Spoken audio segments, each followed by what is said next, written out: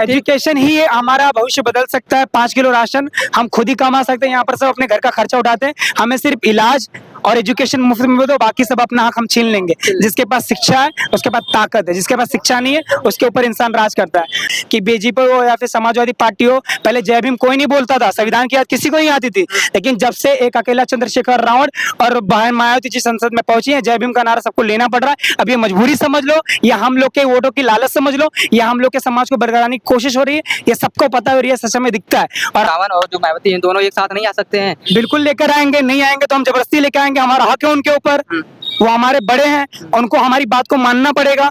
ये कैसे है कि आप अलग अलग लड़ोगे, आप अपनी ताकत में बहन मायावती जी हमारे माँ बाप का काम करते हैं। बहुजन समाज के लोग बोल रहे हैं कि बहुरूपिया चंद्रशेखर भैया जो है हमारे भाइयों का काम करते हैं। है कि समाज आपको दोनों एक साथ आना पड़ेगा, सत्ता में बैठना पड़ेगा। हमें आपके आपसी लड़ाई से मतलब नहीं है, हमें अपने समाज से लड़ाई से मतलब है। आप क्या नाम आपका? मेरा नाम सूरज जायसवाल, लोग बस्ती गास्ती के नाम से मुझे जानते हैं, देसी कलाकार बस्ती का रहने वाला। क्या करते हैं? मैं तो basically I am a dance teacher and influencer too, but I am working for by schedule caste community, और अपने समाज के लिए आवाज उठाने का हर जगह जाके अपने समाज को जगाने का काम करता हूँ। जो हम जैसे इन्फ्लुएंसर, डांसर और टीचर जैसे कि थोड़ा सा बहुत मॉडर्नेट हो जाते हैं, अच्छा कपड़ा खाना पैसा कमाने लगता है, अपने समाज से दूर हो जाते हैं, उनको जगाने का काम कर रहा हूँ कि होश में आओ और अपने समाज के लिए आवाज उठाओ, लाठियां खाओ, डंडे खाओ, चाहे एसएससी पेपर लीक का मामला हो या देश के मुद्दों का मामला हो।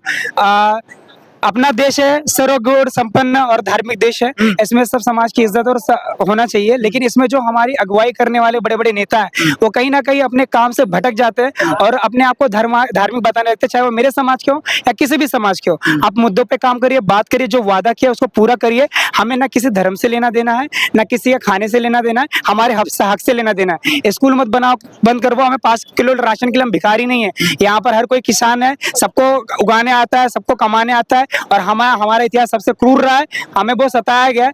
चाहे वो आरक्षण की बात हो या एजुकेशन या मुद्दों की बात हो, मैं अपनी बातें इसलिए सबके बीच में रख रहा हूँ क्योंकि जैसे हम आर्टिस्ट, जैसे मैं, मेरे बदन पे टैटू या डांस है या मॉडर्न लोग मुझे देख रहे हैं, तो ये जो बाप दादा, हमारे दादा की उम्र के लोग यहाँ पर सिर्फ बहुजन समाज के एक स्टेटमेंट पे पहुंच गए, लाखों की भीड़, और सत्ता पक्ष एकदम घबरा गई कि उनको ट्रेन बंद करना पड़ा। अगर वो ट्रेन ना बंद होता तो डेफिनेटली पूरा लखनऊ जाम हो जाता।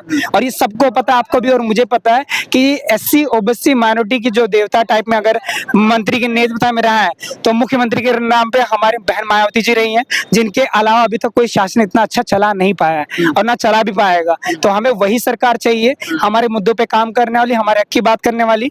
और उनके चलते सब गुंडे और माफिया को बिल में घुसना पड़ता था, क्योंकि वहां पर समझौता नहीं, सिर्फ काम चलता था। देखिए अभी बोल रहे हैं 4 बार बहन की मायावती बने, मुख्यमंत्री बनी थी, कुछ अच्छा काम करी तभी बन रही थी बार बार, ठीक। 2 बार योगी जी बन गए हैं, कुछ अच्छा काम करेंगे तभी तो बन रहे होंगे। आप अच्छा काम बता दीजिए, मैं गलत काम गिना दूंगा।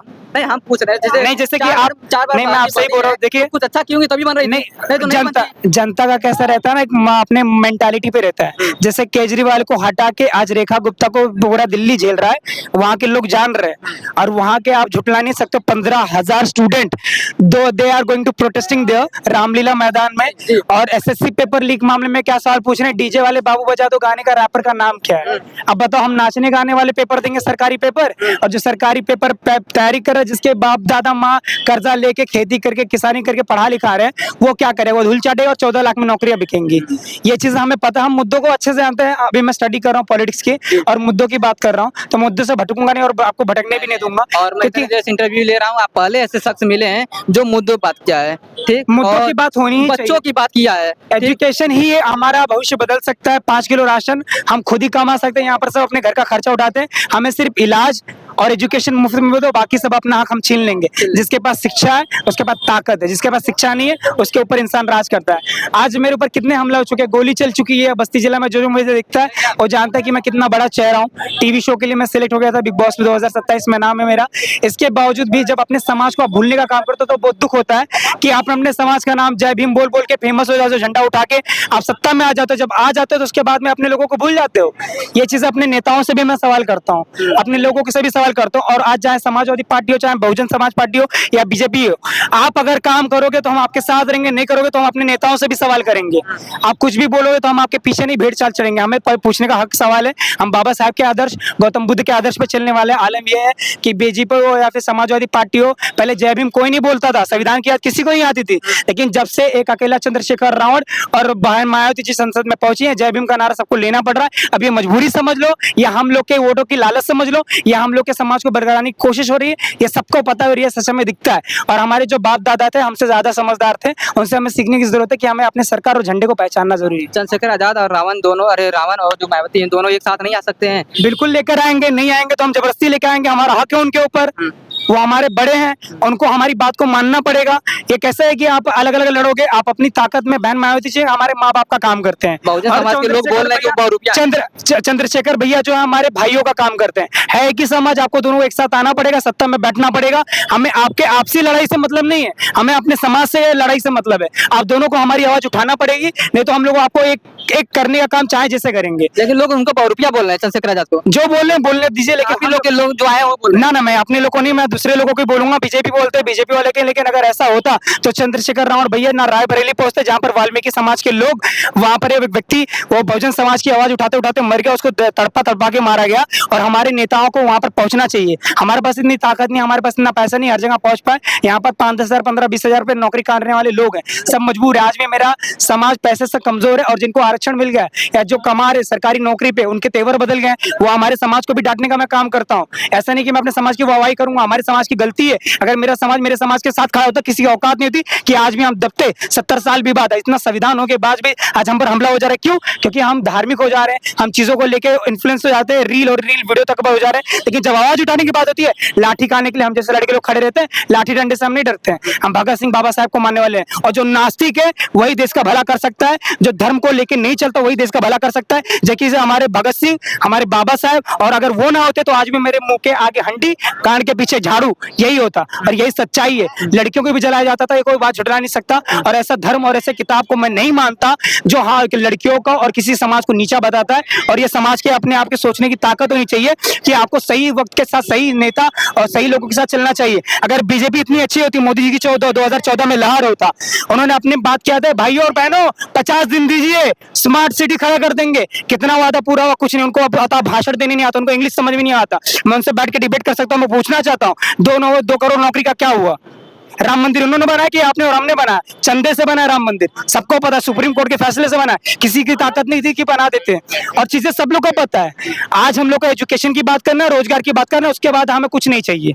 हमें कुछ नहीं चाहिए। हमें एजुकेशन फ्री में दे दो, दवाई फ्री में दे दो, हमारा हक दो।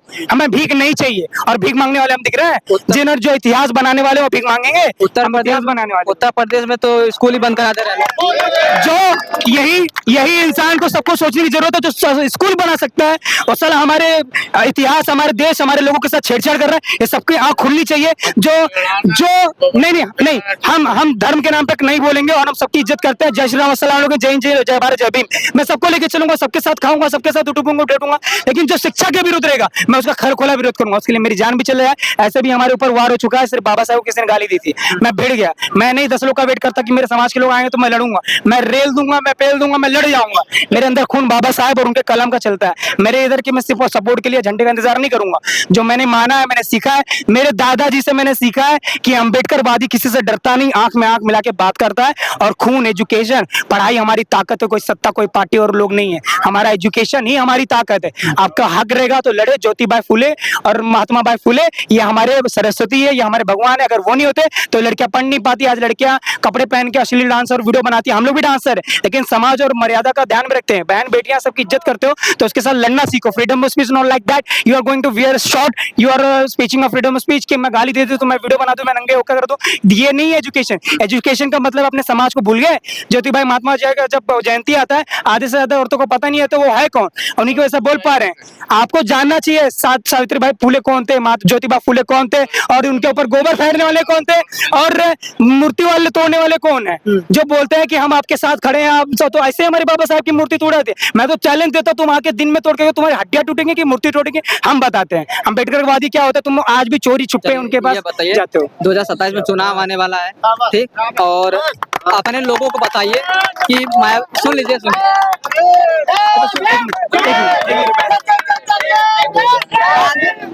ये सब देखिए मेरे भाइयों, सुनिए। देखिए आप लोग मेरे से बड़े हैं, मैं आपसे बहुत छोटा हूँ, लेकिन सिर्फ जय भीम बोलने से काम नहीं चलेगा, झट्टा उड़ाने से काम नहीं चलेगा, रोड पे लड़ना पड़ेगा, भूखे नंगे अपने समाज के साथ करना पड़ेगा। सुनिए। उस टाइम पे हमें अपना काम भी छोड़ना पड़ सकता आप है, सुन लीजिए। खून भी बहाना पड़ सकता है। 2027 में चुनाव आने वाला है, बहुत लोग भटक चुके हैं कि बहन जी ने क्या क्या काम किए थे, आप उसको एक बार गिनाइए, और 2025 अभी तक जो सत्ता में बैठे हैं वो क्या नहीं किए हैं उसको बताइए।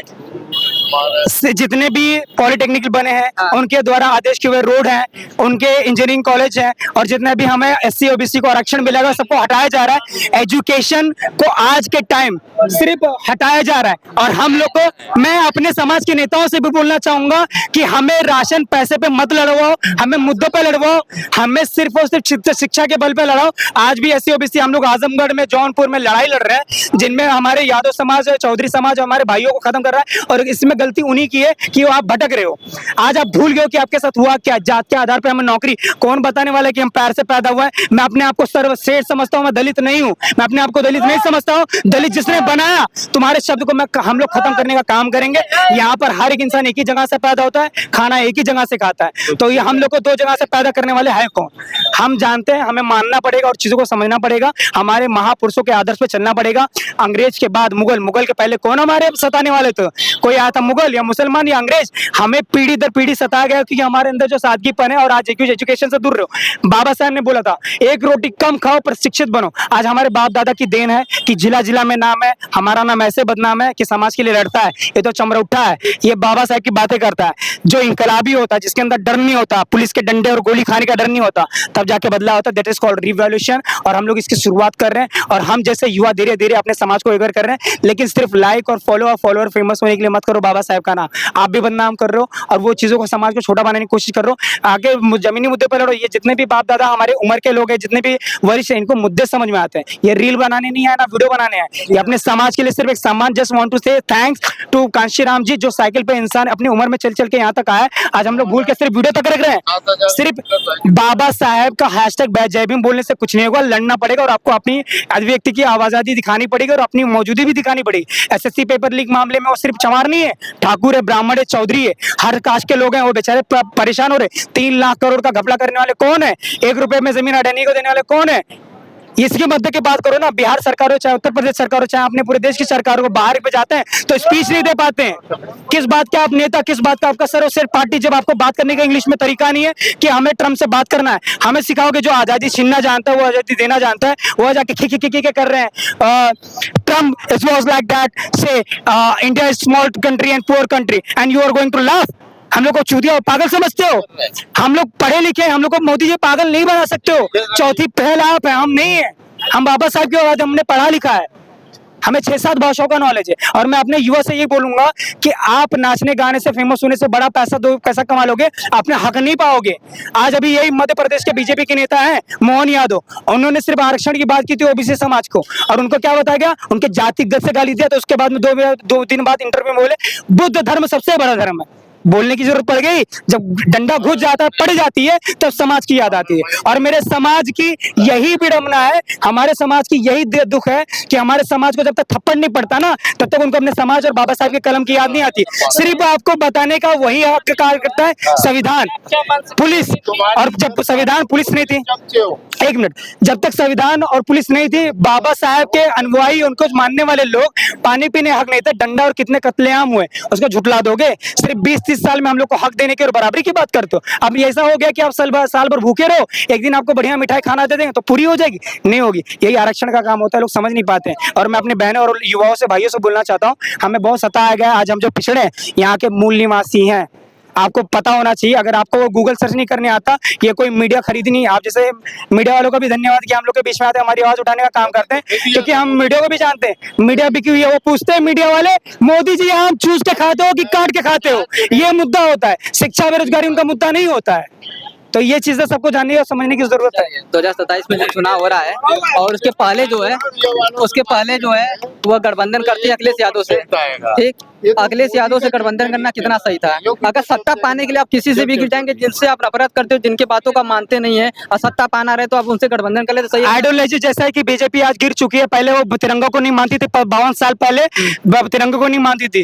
गोडसे विचारधारा रखने वाले, गांधी जी को गोली मारने वाले, और 2001 में हम जैसे युवा सिर्फ तिरंगा फहरा दिए, उसको जेल करवा दिए, और अभी केक काटते हैं भारत माता के नीचे झंडा रख के करते हैं। वो हमें सिखाएंगे कि देशभक्ति क्या होती है। हम ये बताते हैं कि कोई भी विचारधारा की पार्टी हो, अगर उस टाइम पे बातों में सहमत होती है कि बहन जी हमें अकल नहीं थी, आज आ गई, हम आपके कहने पे चलेंगे, तो अगर ये कोई वॉशिंग मशीन नहीं है कि आपकी गलतियों को धुल दें। आपकी गलतियों को हम याद रखें। जो अम्बेडकर कॉलेज का नाम आपने बदल के रखा है वो भी ध्यान में, इसलिए अखिलेश यादव की मजबूरी है। और बहन मायावती जी की अगर बातों पे चल रहे हैं, चाहे चंद्रशेखर भैया या कोई भी समाज की पार्टी हो, अगर उनकी बात मानने का काम कर रहे हैं, सत्ता में आने का काम कर रहे हैं, तो हम उनका जरूर साथ देंगे। लेकिन हम अगुवाई में सिर्फ और सिर्फ हमारे समाज के नेता को रखेंगे। सत्ता पाने के लिए आप किसी के साथ गठबंधन सत्ता पाने की बात नहीं, ये बदलाव की बात है। सत्ता पाने की बात या गठबंधन की बात नहीं है। ये सत्ता पाने की बात क्या होती है, हमारे समाज के लोग बहुत ज्यादा ध्यान में, ये जो कावड़ में चलने, एक मिनट, जो कावड़ में चलने वाले लोग हैं, जो धार्मिक कौन से नेता बेटा घूम रहे, कौन सरकारी पे, जितने भी बड़े बड़े नेता हैं उनके बच्चे कौन से सरकारी स्कूल में पढ़ने वाले लोग हैं। हमारा पैसा इथेनॉल के नाम पे 15 रुपए पेट्रोल मिला,